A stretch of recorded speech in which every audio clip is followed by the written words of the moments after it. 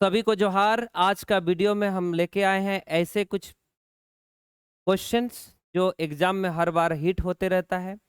लेकिन ये जो टाइप के सवाल यहाँ पे दिखाई दे रहे हैं, ये अक्सर दो तीन टाइप के सवाल में पूछे जाते हैं, यानी कि दो तीन प्रकार के सवाल पूछे जाते हैं।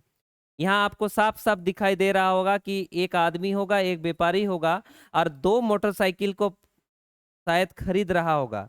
सेम दाम पे खरीद रहा है, 600 रुपया करके खरीद रहा है। यानी कि मैं कह रहा हूं कि दो से अधिक, यानी कि दो या दो से अधिक वस्तुओं को जब कोई आदमी सेम दाम पे खरीदता है और फिर बेचता है, तो हो सकता है दोनों पे लाभ हो सकता है दोनों पे हानि हो सकता है एक पे लाभ होगा एक पे हानि हो। ऐसा भी हो सकता है कि जितना परसेंट लाभ हुआ है उतना परसेंट दूसरा में हानि हो। ऐसा सिचुएशंस बनते हैं। तो ऐसे टाइप के जो सवाल होंगे उसमें अक्सर कुछ कुछ टेक्निक हमें याद रखना पड़ता है।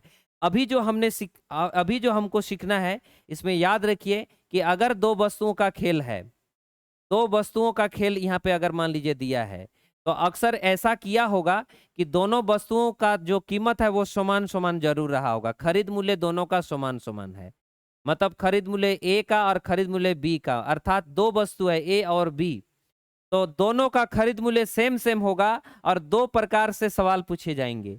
एक प्रकार के सवाल में एक वस्तु को लाभ पे बेचा है तो उतना ही हानि परसेंटेज भी होगा, यानी कि दूसरा वस्तु पे हानि होगा और सेम होगा। जितना परसेंट लाभ पे पहला वस्तु को बेचेगा उतना परसेंट हानि को, मतलब हानि पे दूसरे वस्तु को बेचेगा।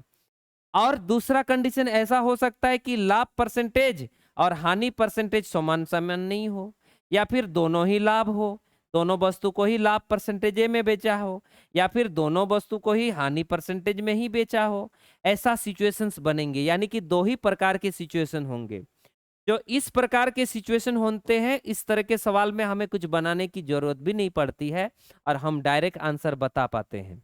ठीक है, तो बता पाते हैं का मतलब समझिए क्या बोलना चाहता हूं। इस प्रकार के सवाल में अक्सर आंसर कुछ अलग ही होता है और आप उसको रट लेना तो आपका आंसर बनेंगे। ठीक है, काम आएंगे। तो मैं आपको बताना चाहता हूं, दिखाना चाहता हूं।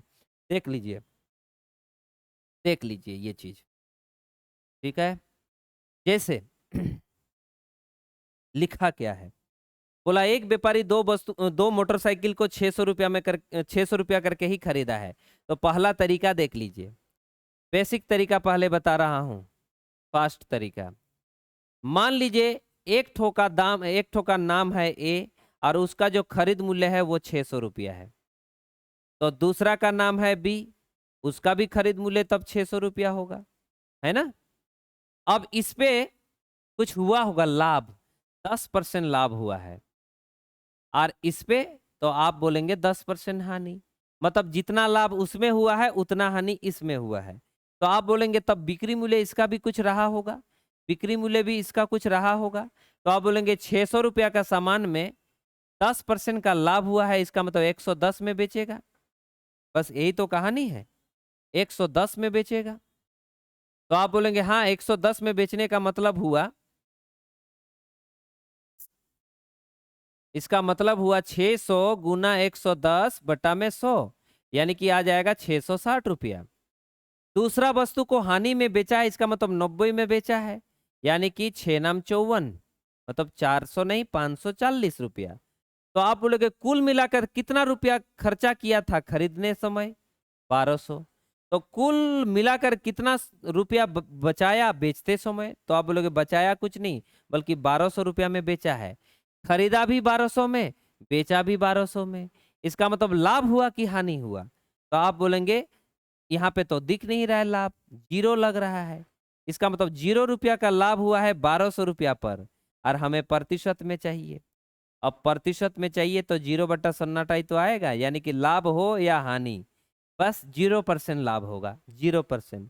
यानी कि जीवन में कभी भी दो वस्तुओं के बीच में कुछ बातें कहेगा, बोलेगा दो वस्तु का खरीद मूल्य समान समान है, और बोलेगा एक पर 10% लाभ पे बेचा हूं तो दूसरे पर भी 10% हानि पे बेचा हूं, अर्थात लाभ परसेंटेज और हानि परसेंटेज भी समान हो और खरीद मूल्य भी दोनों का समान हो, उस केस में ना तो लाभ होगा और ना तो हानि होगा, यानी कि 0% का लाभ होगा। कितना परसेंट का? 0% का। इस प्रकार के सवाल को हमको कुछ बनाने की जरूरत नहीं पड़ती है। अच्छा, एक प्रकार का तरीका ये हो गया। एक प्रकार से इस तरीके से लोग बनाते हैं, लेकिन ऐसा बिल्कुल हमें नहीं बनाना है।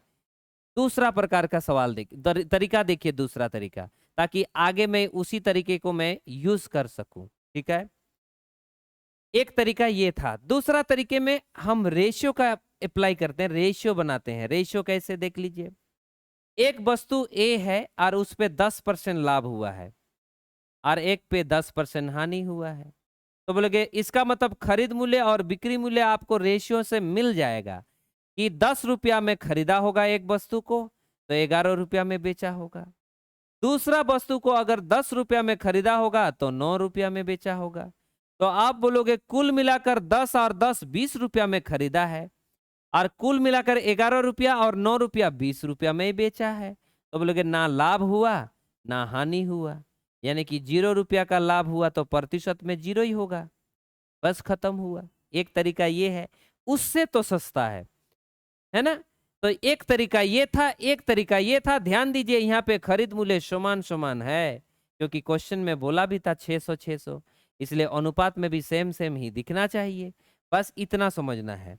एक और तरीका है जो जबरदस्त तरीका है, उसको ज्यादा जरूरी है। एक वस्तु को 600 रुपया में खरीदा तो दूसरा वस्तु को यानी कि मोटरसाइकिल को भी 600 रुपया में ही खरीदा होगा।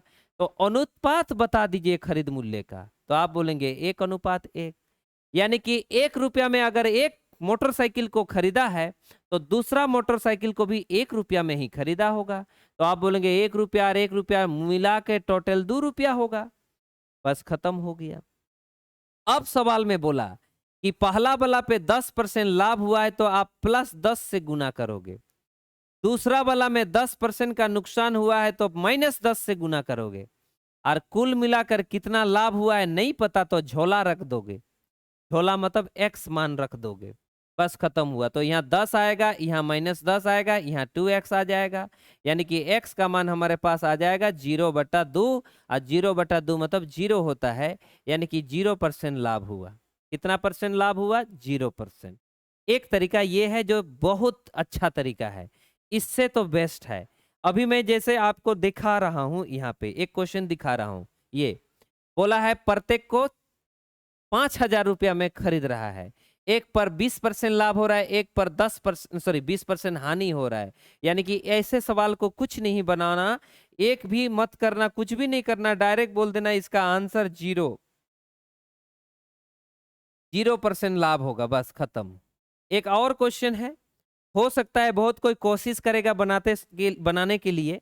मैं कहता हूं अगर आप बनाओगे तो आपसे पकलो आदमी इस दुनिया में नहीं मिलेगा। देखिए ना, दोनों का खरीद मूल्य समान समान है और एक पर लाभ हुआ है जितना, उतना ही हानि दूसरा पर हुआ है। इसका मतलब ऐसे सवालों को बनाने की कोशिश भी मत करना, क्योंकि अगर आप बनाते हो तो आप अपना जीवन कहीं बर्बाद कर रहे हो। डायरेक्ट आंख बंद करके आंसर बताओगे कितना, 0% लाभ हानि, बस खत्म। ठीक है, छेड़ना मत, क्योंकि अजीब और गरीब नंबर दिख रहा है यहाँ पे। अगर आपने हिसाब किताब करने की कोशिश की तो आप बर्बाद हो जाओगे। एक और क्वेश्चन है, यहाँ पे तो आपने समान समान देखा, अब अलग होगा, देख लीजिए अलग। जब अलग होगा तो दो ही तरीके से करना बाबू।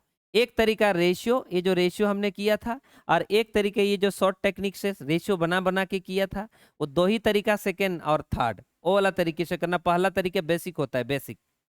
तो उस तरीके से देखिए, पहले वाला में 10% का लाभ हुआ, यानी कि 1/10, और दूसरे वाला पे 20% हानि हुआ, इसका मतलब 1/5।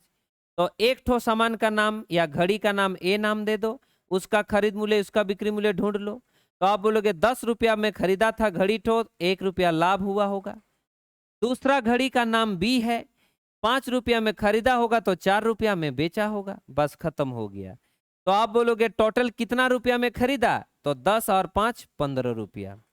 और बोलोगे यहाँ टोटल कितना रुपया में, 1 मिनट, गलती किया हमने भी, 1 मिनट।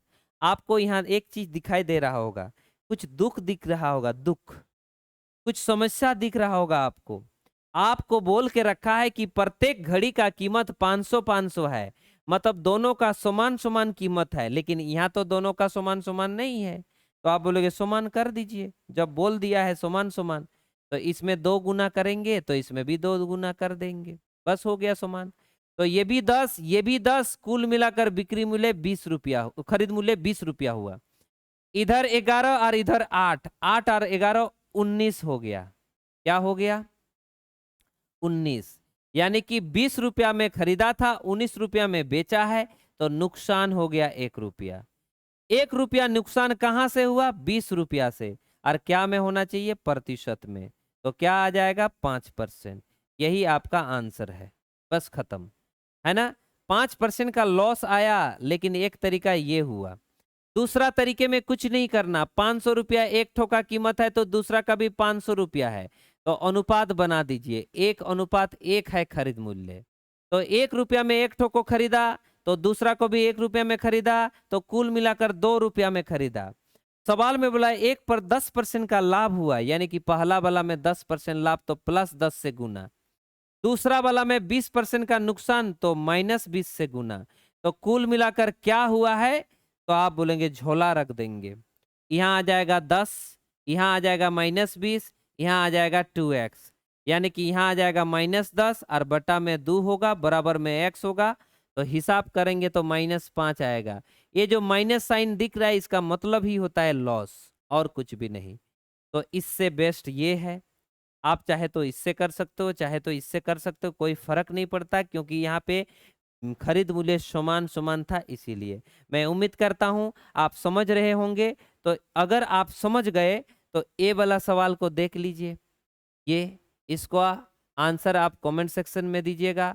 बिल्कुल 2 तरीका है, उससे करने से बेस्ट है, या फिर मैं कहूँगा थर्ड वाला तरीके से करिए। एक और क्वेश्चन है ये, इसमें तो आप फंस जाएंगे। फंसना नहीं है, रेशियो वाला तरीके से बना के इन दोनों का आंसर कमेंट सेक्शन में बताइएगा। सभी को धन्यवाद।